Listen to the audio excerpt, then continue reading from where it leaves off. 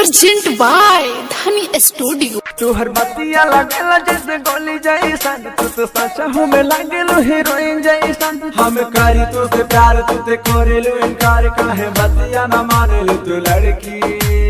अच्छा हैर पातर की, हैर पातर की, हैर पातर की, हैर पातर की, हैर पातर की।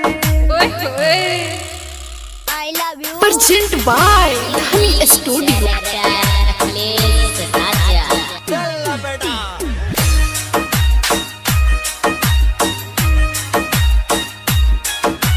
चेहरा लगेला जैसे चांद गोरिया, तुझे दिलवा में बस गइलू जान गोरिया। तोहर चेहरा लगेला जैसे चांद गोरिया, तुझे दिलवा में बस गइलू जान गोरिया। ऐसे करा ना गुमाने, हम बानी परेशान, कहे बतिया ना समझे ले लड़की।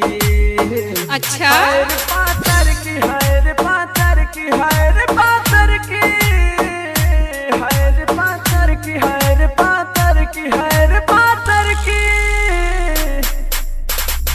Present by Dhani studio. Music studio कैंपियर कैंप।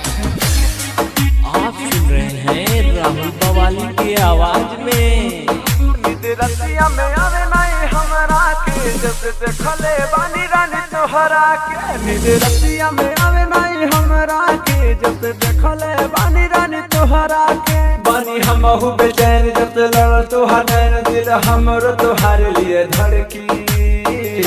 हैर पातर की, हैर पातर की, हैर पातर की, हैर पातर की, हैर पातर की, हैर पातर की। Present by Dhani studio.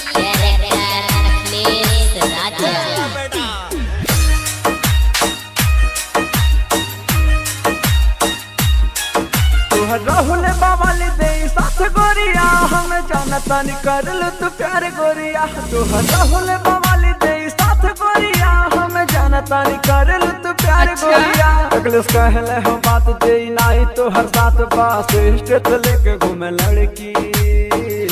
हैर पातर की, हैर पातर की,